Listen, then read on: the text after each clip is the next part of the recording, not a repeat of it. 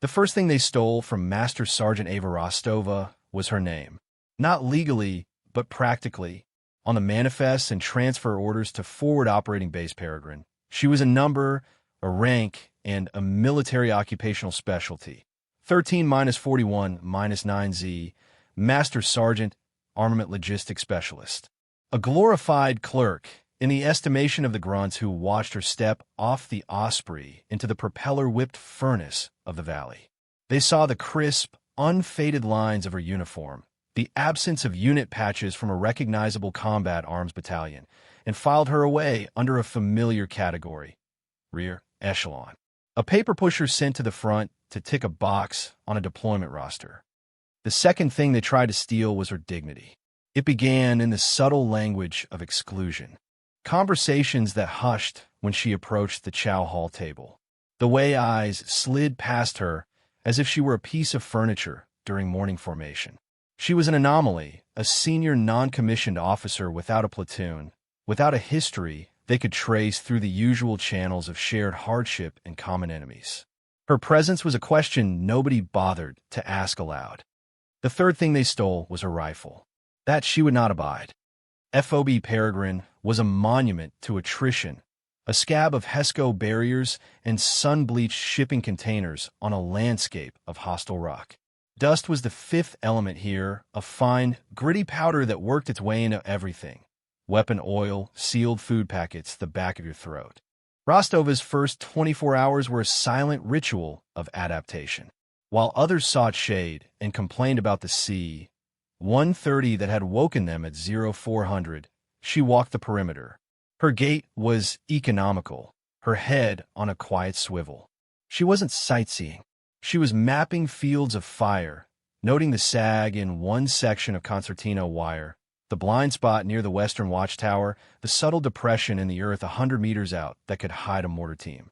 Her assigned bunk was in a transient container, a metal box shared with a rotating cast of mechanics and communication specialists. She claimed the bottom rack, stowed her single duffel with austere precision, and went to the armory.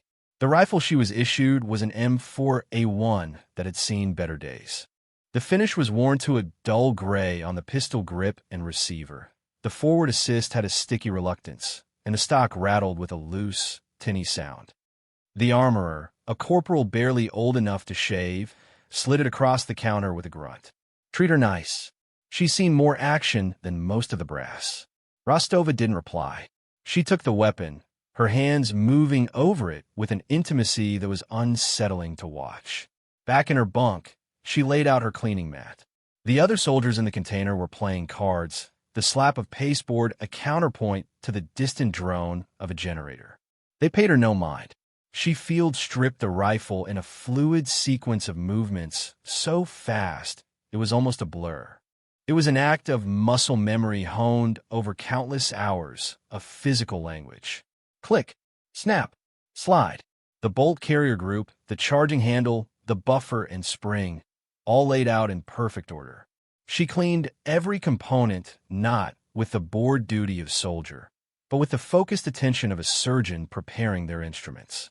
One of the card players, a young specialist, glanced over, his eyes widening for a fraction of a second at the sheer speed and efficiency before he quickly looked back at his hand, pretending he hadn't seen a thing. She wasn't just cleaning a tool. She was learning its soul, its flaws, its potential. This subtle, unremarked-upon expertise was the first clue, a whisper of the storm to come. Colonel Marcus Thorne prided himself on running a tight ship. FOB Paragrin was his command, and he viewed it as a chessboard. Every soldier was a piece with a defined role. Infantry were his pawns and knights, artillery his rooks, intelligence his bishops. He liked his pieces predictable. Master Sergeant Ava Rostova was not predictable. She was a queen that had appeared on the board in the wrong square, and it annoyed him. He reviewed her file for the third time in his air-conditioned command module, the only reliably cool place on the entire base.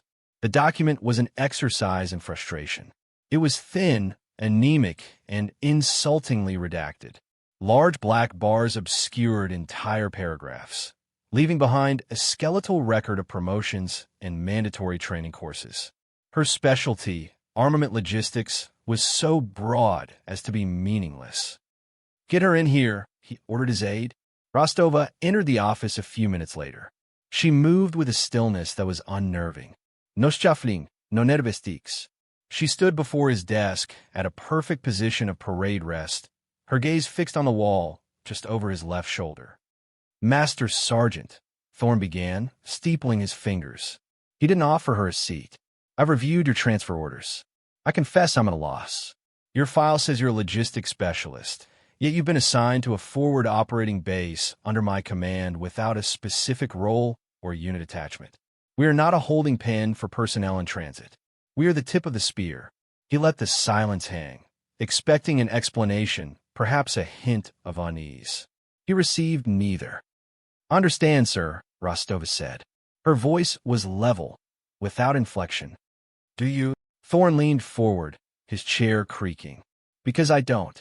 I have infantry platoons running at 80% strength, and you, a senior NCO with a logistics designation, are sent here to do." "What, exactly?" "Count bullets." His tone was sharp, a scalpel of condescension intended to cut her down to size.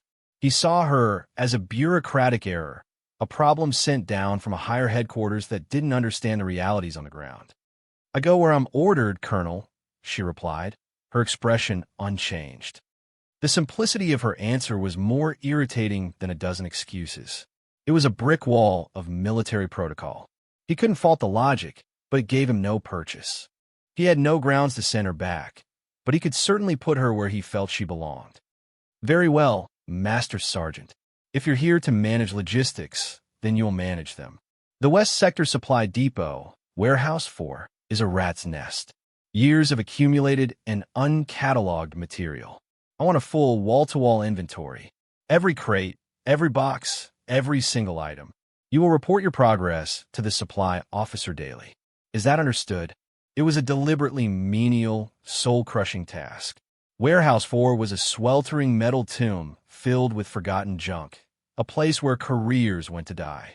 Assigning a master sergeant to such a task was a clear and public statement of his assessment of her worth. "Yes, sir," Rostova said. There was no hint of disappointment, no flicker of anger in her eyes, just acceptance. Dismissed, she executed a crisp about-face and walked out. The door clicked shut behind her, leaving Thorne alone with the hum of the air conditioner. He felt a flash of victory, the satisfaction of putting a confusing piece back in its box. But a nagging sliver of doubt remained. Her calm was too absolute, her discipline too perfect. It was as if he had just tried to intimidate a statue, and the statue had won. Warehouse 4 was exactly as the colonel had intended, a purgatory of dust and neglect. Crates of obsolete radio parts from a decade-old conflict sat next to pallets of hardened rations that had expired during the previous administration. The air was thick with the smell of old canvas, machine oil, and baked metal. For 2 weeks, this became Rostova's world. She worked with a methodical, uncomplaining diligence that baffled the junior soldiers assigned to help her. They would arrive in the morning, groaning at the heat, and find her already there, a clipboard in hand, systematically working her way through a new section. She spoke little, issuing clear, concise instructions. "Diaz, inventory the contents of those 3 crates. Log every serial number. Miller, break down these empty pallets. Stack them by the north door." Her efficiency was relentless. While they took frequent water breaks and sought refuge in the slivers of shade, she seemed immune to the oppressive heat. But her mind was never truly on the inventory. The task was a simple algorithm, a matter of process and repetition that required only a fraction of her cognitive load. The rest of her was observing. From the warehouse's loading bay, she had a clear view of the base's central artery. She watched the rhythms of life and readiness on FOB Paragrin. She noted which squads had discipline on their patrols and which grew sloppy as they re-entered the wire. She tracked the response times of the Quick Reaction Force during drills, timing them with the stopwatch on her wrist. Her evenings were spent at the firing range. She went late, when the sun was low and the heat had begun to bleed from the earth. Most of the infantrymen, having spent their allotted training time, were gone. She would sign out her battered M4 and a single box of ammunition. She didn't practice mag dumps or rapid-fire drills. Her practice was a slow, deliberate meditation. She would fire a single shot, then stand, walk the 100 meters to the target, inspect the hole, and walk back. She adjusted her posture, her breathing, the pressure of her cheek against the stock. She was calibrating herself to the weapon, learning its imperfections and compensating for them. The few range officers who saw her assumed she was a novice, painstakingly trying to learn the basics. They never bothered to look closely at her targets. If they had, they would have seen that after the first few rounds, every subsequent shot was placed within a circle the size of a thumbnail. Her explorations extended to the base's forgotten corners. She spent an hour one afternoon walking through the motor pool's boneyard, a sprawling graveyard of mechanical casualties. Here lay the metal carcasses of Humvees and Raps, picked clean for usable parts. Rusting engine blocks, twisted drive shafts, and shattered armor plates lay in heaps. To others, it was a junkyard. To Rostova, it was a repository of raw materials. Her eyes scanned the debris with a different kind of inventory in mind, cataloging the tensile strength of a bent leaf spring, the diameter of a discarded heavy machine gun barrel, the solid block of steel from a damaged axle hub. Her mind was a forge, already seeing not what these things were, but what they could become. The announcement came during evening chow. Colonel Thorne, standing on a chair in the middle of the mess tent to be seen by all, declared the first annual FOB Paragrin Top Shot competition. It was a classic morale booster, a way to foster friendly rivalry and take everyone's mind off the grinding monotony of deployment. The prize was a week's pass to the main air base in the region, a slice of civilization with hot showers, a PX, and a real steakhouse, and a year's worth of bragging rights. A cheer went up through the tent. The base's elite shooters, scouts, snipers, and seasoned infantrymen immediately began the ritual of good-natured trash talk. Their M4s were not like the standard issue rifles. They were carefully customized weapons, adorned with expensive optics, match-grade triggers, and ergonomic grips. They were instruments of pride as much as tools of war. The next morning, a sign-up sheet was posted outside the command module. The usual names quickly filled the list, a roll call of the base's alpha males. And then a new name appeared, written in neat, block letters. MSG Rostova A. It was met with ridicule. The supply clerk? One sergeant laughed. What's she gonna shoot? A staple gun. The laughter spread. The idea of the quiet, aloof master sergeant from warehouse for competing against hardened combat veterans was absurd. To them, she was an administrator, a non-entity. Her entry was an act of delusion. Rostova ignored the snickers and the sideways glances. She continued her work, her range practice, her quiet observations. She knew what they thought of her, and it was irrelevant. The rifle was the great equalizer. It didn't care about reputation or gender. It only cared about stability, breath control, and trigger squeeze. The night before the preliminary qualification rounds, the atmosphere on the base was thick with anticipation. Soldiers were in their barracks, meticulously cleaning their weapons, talking strategy. Rostova performed her own pre-competition ritual. She field-stripped her M4 one last time, lubricating it with a light, precise touch. She assembled it, checked the action, it was as smooth as she could make it, and placed it in the rifle rack at the end of the barracks container, securing it with her combination lock. She awoke an hour before dawn, the habit of a lifetime. The container was silent except for the soft snores of sleeping soldiers. She dressed quietly in the dark, her movements economical and silent. She walked to the rifle rack.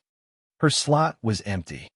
For a moment, she stood perfectly still. Her eyes scanned the rack. The other rifles were all there. She looked closer at her space. The combination lock was lying on the floor, its shackle pried open with a tool. It wasn't a casual theft. It was deliberate. It was a message. You don't belong here. Don't even try. Another soldier might have felt a surge of hot, furious anger. Another might have panicked, imagining the humiliation of showing up to the competition empty-handed. Rostova felt only a profound, Arctic cold. Anger was a luxury. Panic was a liability. They were useless emotions that clouded judgment. She didn't wake the NCO on duty. She didn't storm off to find the culprits. Reporting the problem would make her a victim, ceding control of the situation to others, to Colonel Thorne, who would see it as more drama from the misplaced clerk. She did not cede control, ever. She stood in the pre-dawn gloom for 10 seconds, her mind a placid lake of tactical assessment. The problem was simple. She needed a rifle. The solution was unconventional. She turned not toward the command post or the armory, but toward the far side of the base, toward the darkness of the motor pool's boneyard. They had stolen her tool, so she would build another one. The only light in the motor pool came from a single, fly-specked bulb hanging over a workbench, casting long, distorted shadows across the cavernous space. Specialist Diaz was on late-night duty, wrestling with the transmission of a stubborn MATV. He was half asleep, covered in grease, when a figure emerged from the darkness of the boneyard outside. It was Master Sergeant Rostova. She wasn't carrying a clipboard or inventory sheets. She was carrying a length of heavy, rusted metal. Diaz froze, unsure of what he was seeing. She walked past him without a word, her boots making soft sounds on the oil-stained concrete, and went straight to the scrap heap in the corner of the bay, a pile of rejected parts deemed too broken to be of use. She dropped the piece she was carrying. Diaz now saw it was the bent barrel of a totaled M240 machine gun, and began to sift through the pile with focused intent. He watched, mesmerized as she worked. This wasn't a person looking for a spare part. This was a sculptor searching for the right block of stone. Her hands, which he'd only ever seen holding a pen or a cleaning rod, moved with a new and startling purpose. She selected a trigger housing from shattered M16A2, a block of steel that might have once been part of vehicle suspension, and a long, flat piece of metal that looked like a leaf spring. She carried the collection of junk to the heavy-duty workbench, setting the pieces down under the naked bulb. For the next 4 hours, Specialist Diaz was the sole witness to an act of master craftsmanship that bordered on alchemy. He forgot about the transmission. He just watched. Rostova pulled a small, worn toolkit from one of her cargo pockets. She began with the barrel. Using a hacksaw from the tool bench, she cut a precise length from the massive M240 barrel. The sound of metal cutting metal was loud in the sleeping base.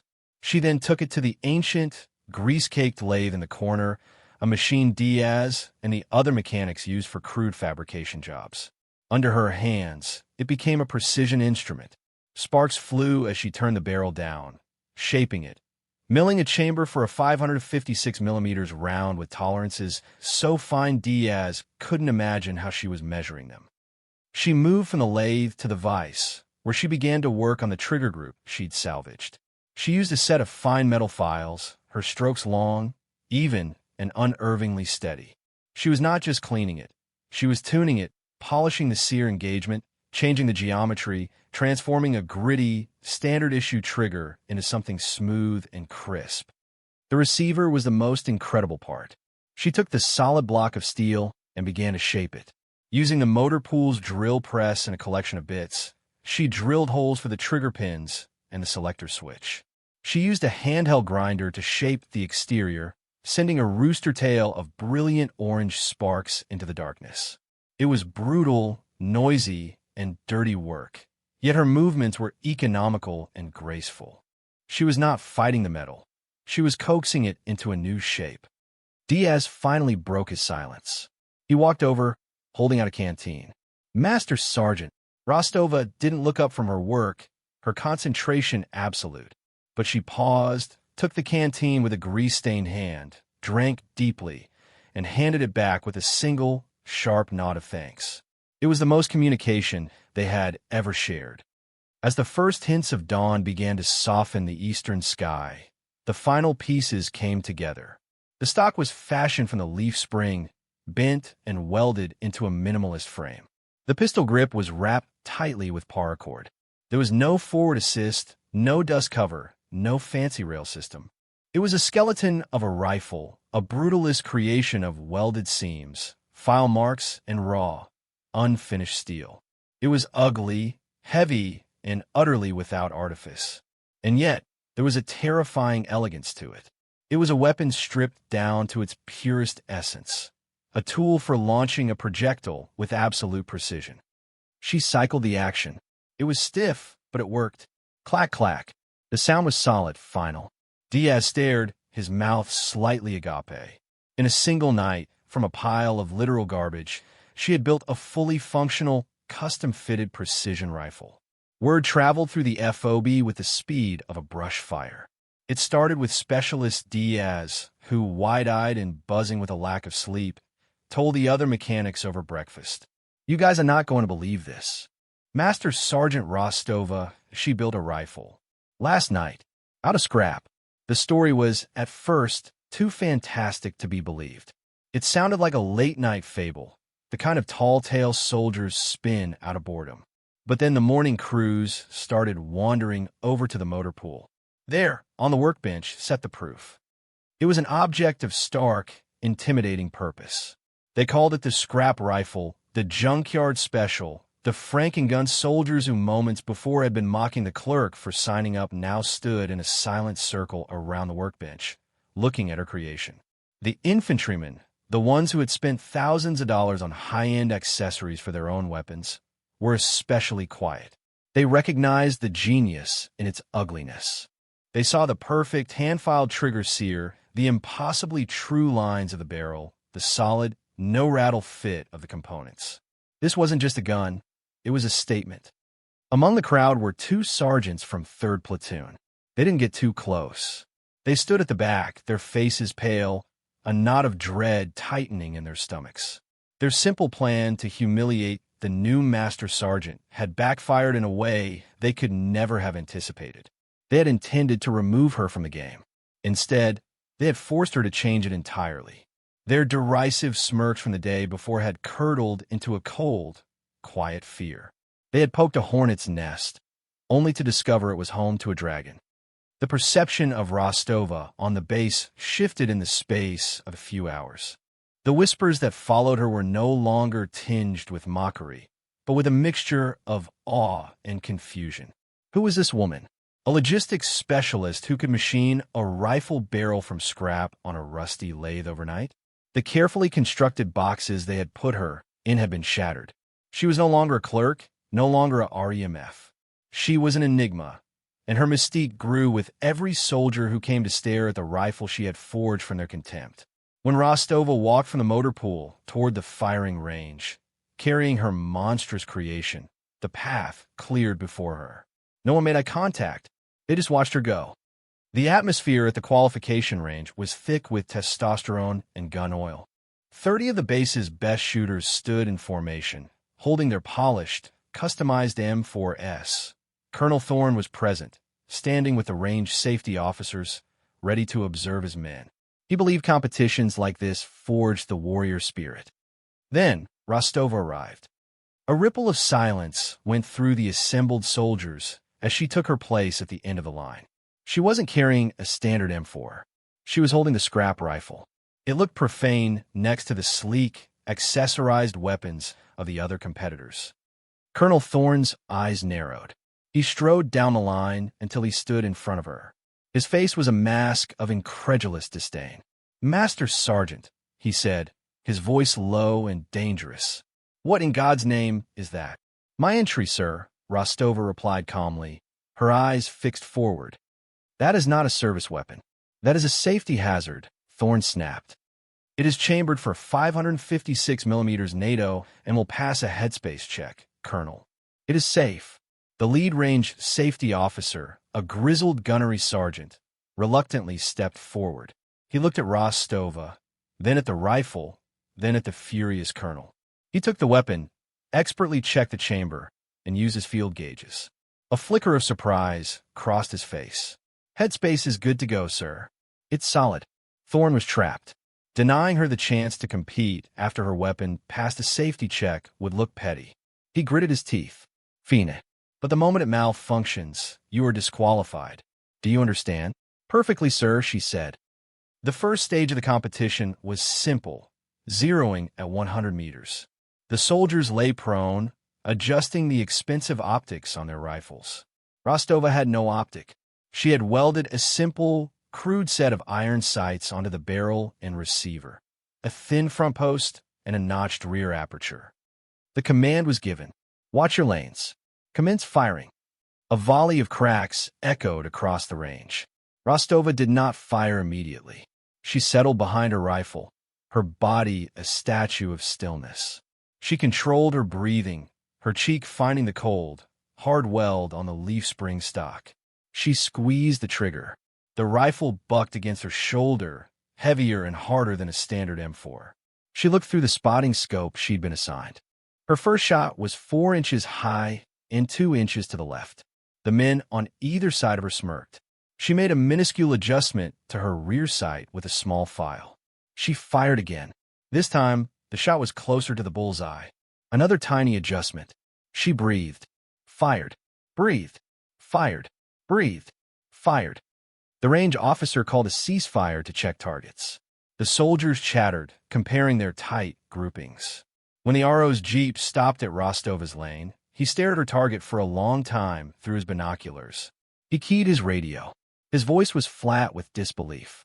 Lane 14, be advised your last 3 rounds are a single, ragged hole in the X-ring. A dead silence fell over the firing line. Every eye turned to Rostova, who was already preparing for the next stage. The competition escalated.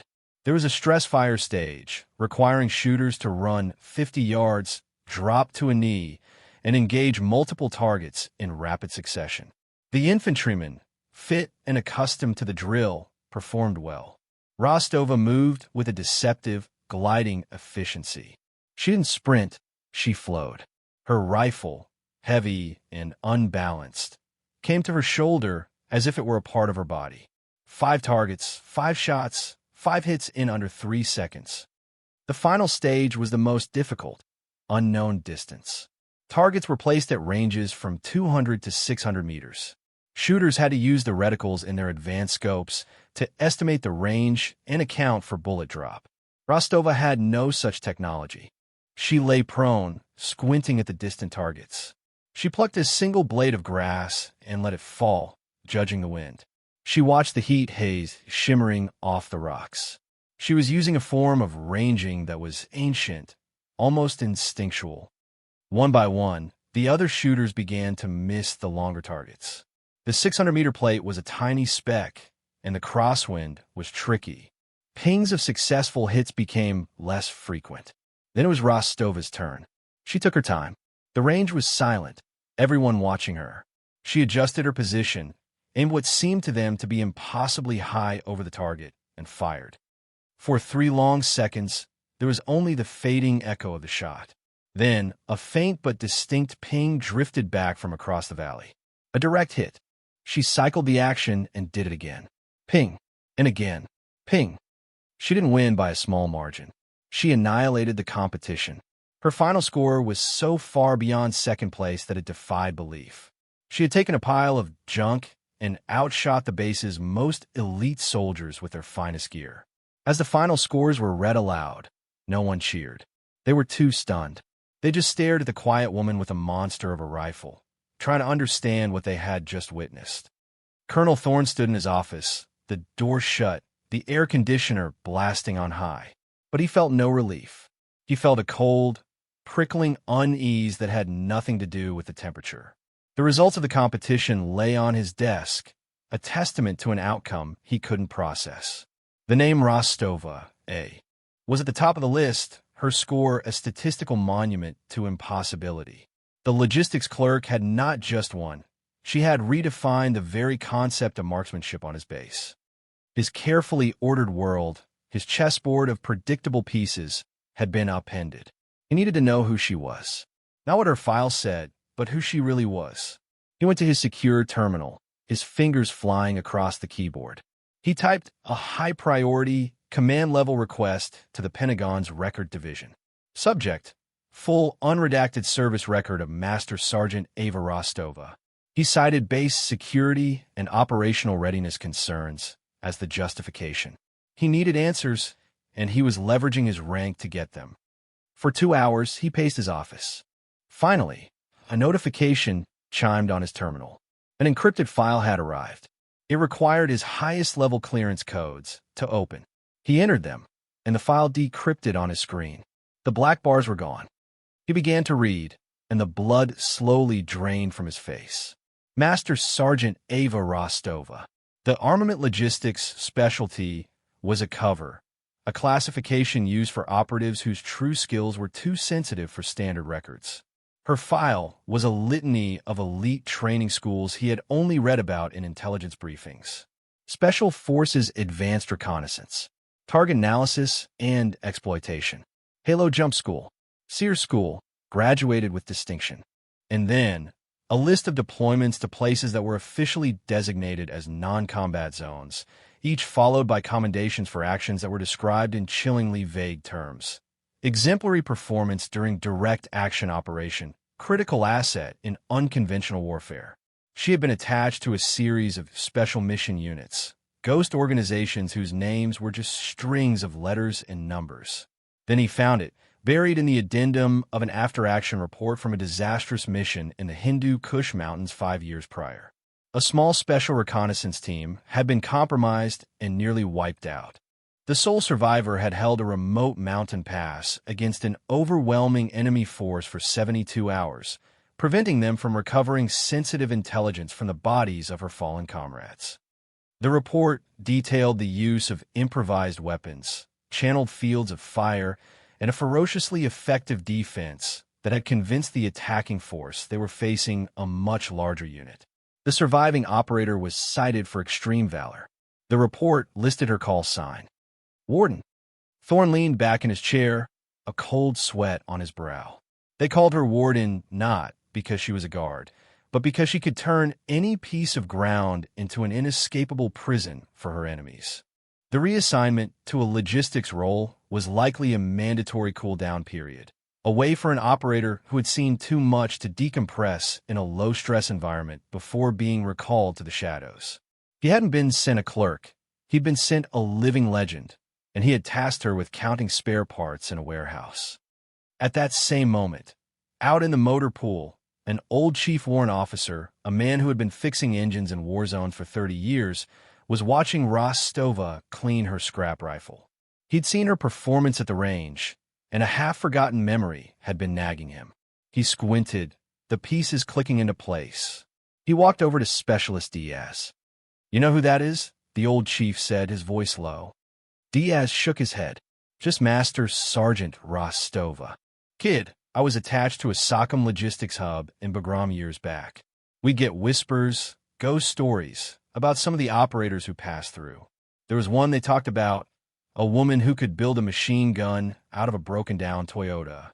They said she single-handedly held off an entire company of insurgents in the Chronicles Valley. Thought it was just a myth. They had a name for her."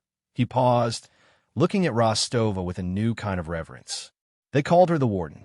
The awards ceremony was an informal affair.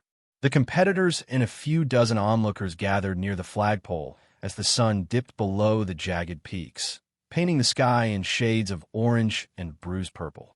The air was cooling, and the mood was subdued, lacking the usual boisterous energy of such events. Colonel Thorne stood before them, a simple wooden plaque in his hands. He announced the third-place winner, a young sniper who accepted his congratulations with a humbled nod. Second place went to a platoon sergeant from Alpha Company, a man widely considered the best shot on the base. He managed a weak smile. Both men received polite, scattered applause. Then Thorne cleared his throat. The formation fell completely silent.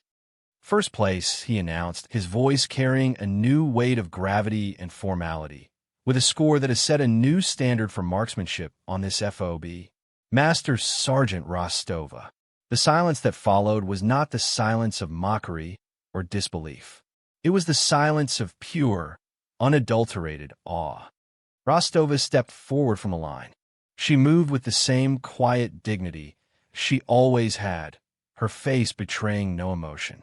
She halted before the colonel and rendered a sharp salute.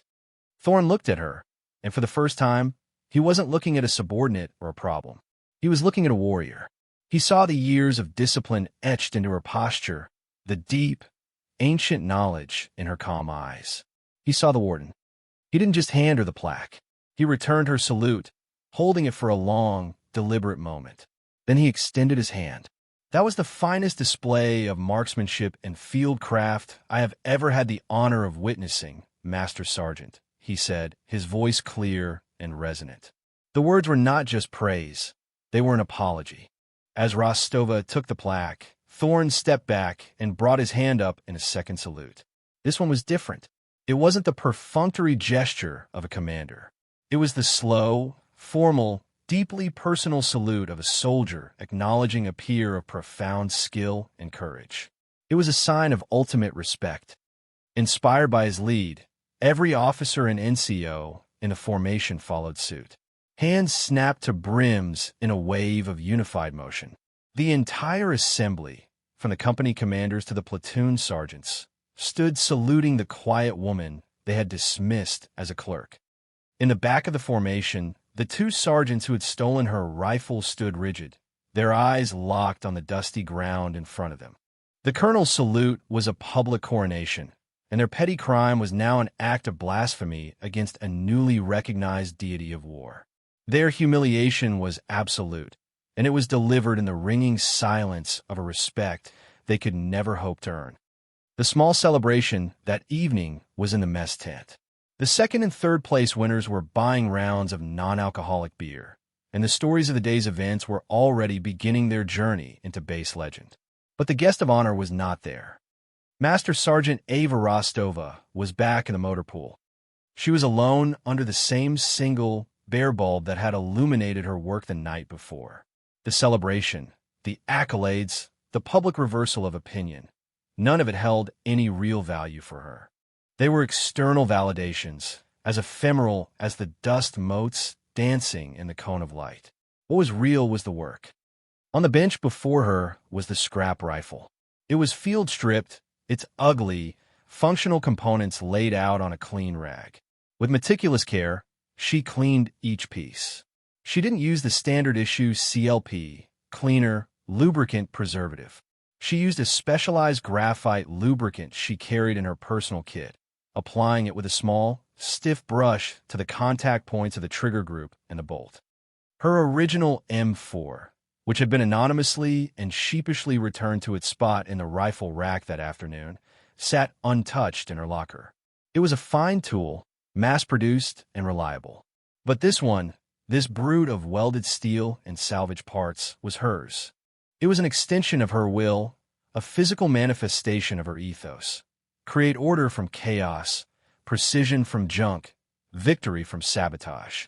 She ran an oiled cloth over the rough, welded seam of the receiver, her scarred but steady hands treating the ugly weapon with a reverence she would never show a factory-made rifle. The hulking shadow of Specialist Diaz appeared at the edge of the light. He said nothing. He simply walked forward and placed a bottle of ice-cold water on the workbench, the condensation beating on the plastic. It was a quiet offering, an acknowledgement that transcended rank and words. Rostova paused her work, picked up the bottle, and gave him the same sharp, single nod of thanks she had the night before. Diaz nodded back and melted back into the shadows, leaving her to her ritual. The final image of her on FOB Paragrin, the one that would anchor the legend of the warden, was this: a lone woman in a pool of light, her hands moving with quiet, surgical precision, caring for the weapon she had forged from nothing. Her dignity was a fortress she had built herself, and the respect of those around her was a flag she had just, silently, raised.